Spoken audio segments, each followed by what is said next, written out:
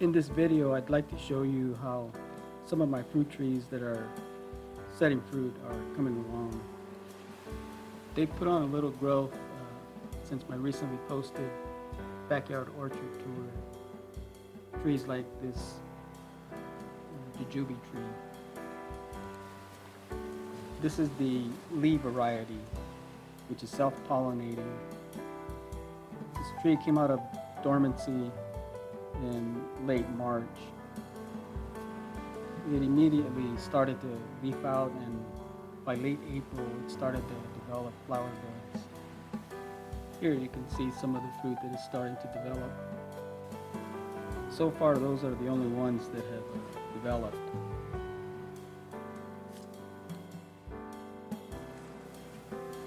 The tree appears to be at the end of its flowering cycle, but there are still several blooms, so hopefully I'll get a lot more fruit to develop. I also have this other tree. This one was the first to come out of dormancy. It woke up in early March, nearly 4 weeks before the Lychee did. This variety requires a pollinator in order to set fruit, and the Lychee is listed as a good pollinator for it. Although the tree came out of dormancy first, it didn't start to bloom until early May. It still has several flowers in bloom, and I believe there is a very early signs of some fruit developing on some of the blooms here, as you can see.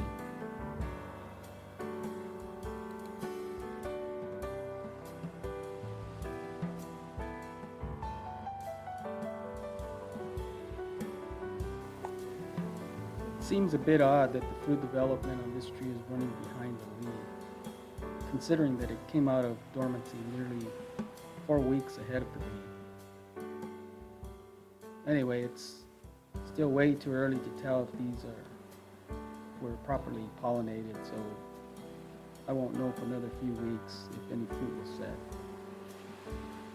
I'll keep you posted.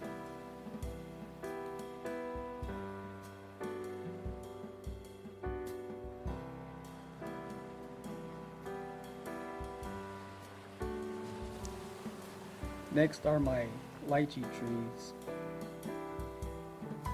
These are self-pollinating, and they are a dwarf variety, only reaching a max height of about 8 to 10 feet. The growth rate on these is listed as slow. I've had them for about 2 years. They were growing in pots up until last year or so. They've only been in the ground for about a year. I haven't really seen much growth off of them. These trees started to develop flower buds in mid to late March and began to flower in early May. This smaller tree has some fruit that is starting to develop, and it is at the end of its flowering cycle.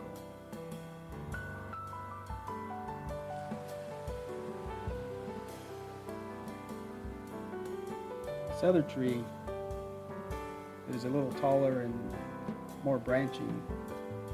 It still has a few flowers in bloom, but it also appears to be close to the end of its flowering cycle. And it also has some fruit that is starting to develop.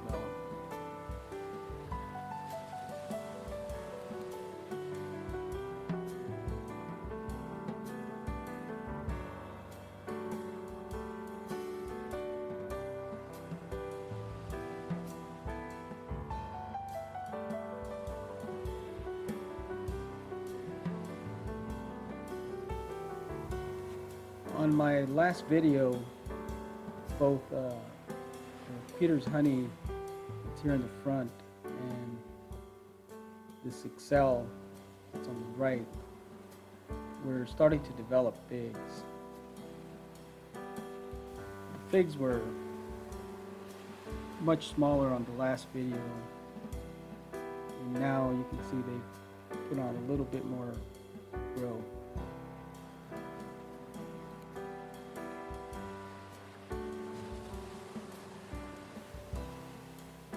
Same is true for the Peter's honey, as you can see here. Figs are a little bit bigger than they were in the last video.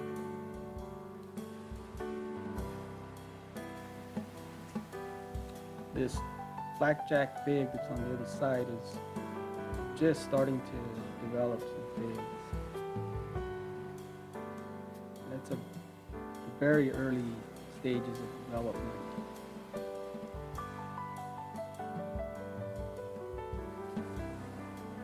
Here you can see them barely starting to form.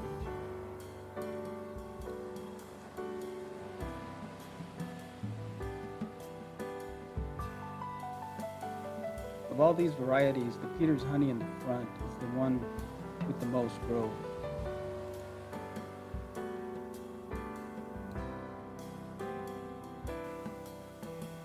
They were all planted at the same time and all were just about the same size when they were planted, but clearly the Peter's honey had the most growth.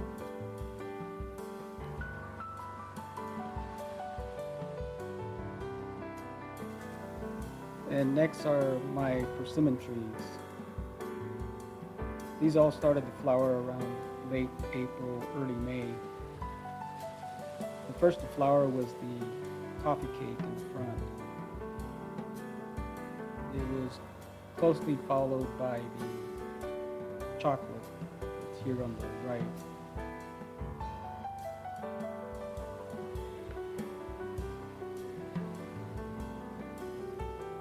This other one here in the back right, left, is the Puyu persimmon. It was the last one that bloomed between all of these persimmon trees.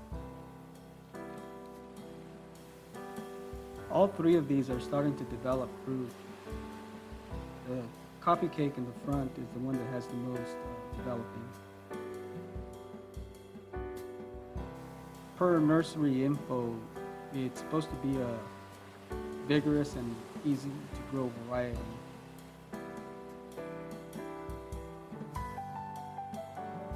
There's several persimmons that are developing on this one. It gets its name coffee cake due to the rich flavor from the brown flesh it develops when ripe. Although it's considered non-astringent, it does require cross-pollination from the chocolate persimmon in order to develop the best flavor.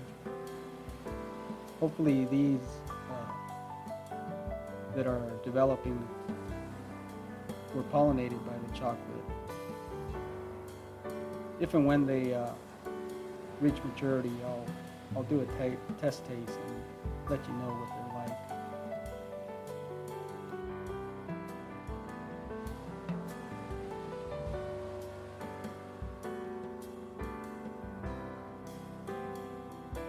I'll also do the same for the chocolate persimmon, which also requires cross-pollination. This one is listed as an astringent variety and develops a sweet flavor from the brown flesh when pollinated by the coffee cake. I've never grown either of these two, so I'm not sure what to expect so far as flavor goes. But like I said, I'll keep you posted.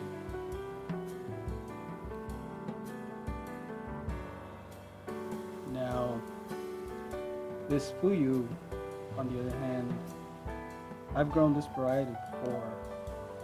It is self-pollinating and fruit can be eaten when it's still firm like an apple. But if you wait until it gets slightly soft to the touch while it's on the tree, that's when it has the sweetest flavor.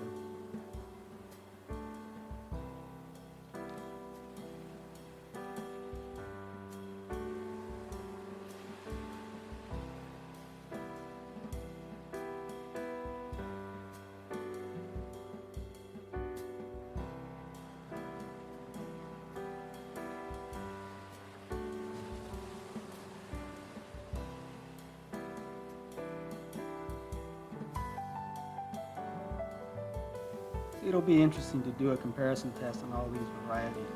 So hopefully I'll be able to get at least one to reach full maturity off of each of these trees so I can do a comparison test. And here's my Patamba. It still doesn't have any fruit developing, but it started to bloom recently. So I thought I would show you how it's doing.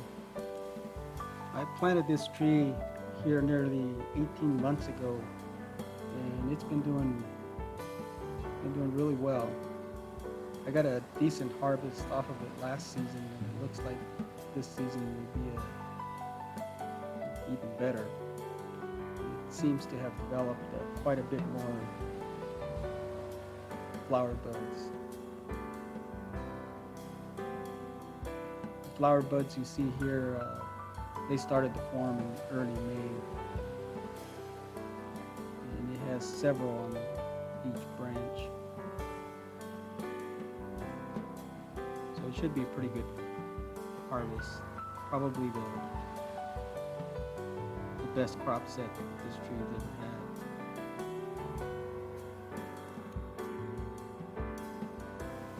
The fruit it produces is about the size of a radish. It doesn't have all that much flesh because it does have a really large seed that's in the middle, but it does have good flavor.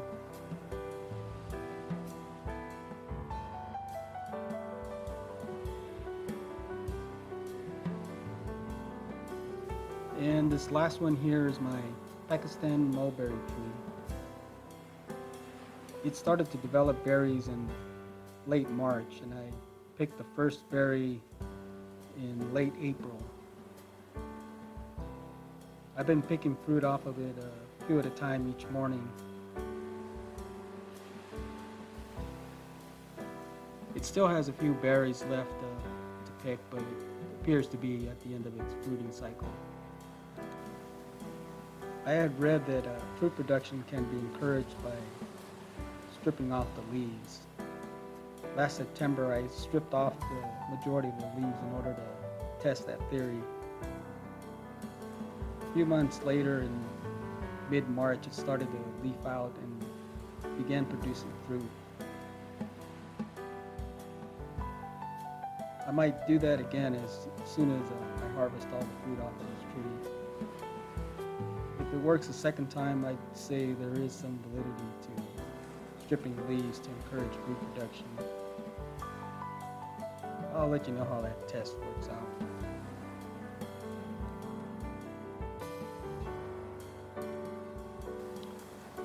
Well, that will be it for this video.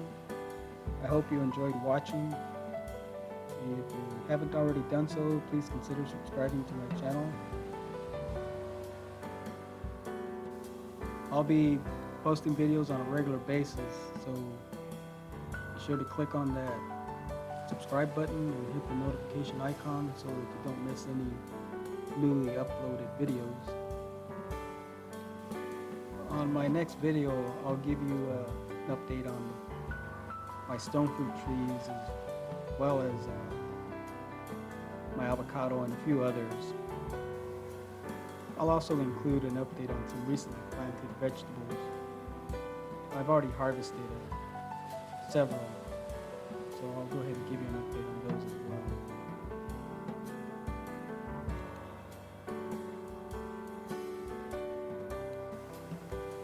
well. As always, stay safe, grow your own, and thank you for watching.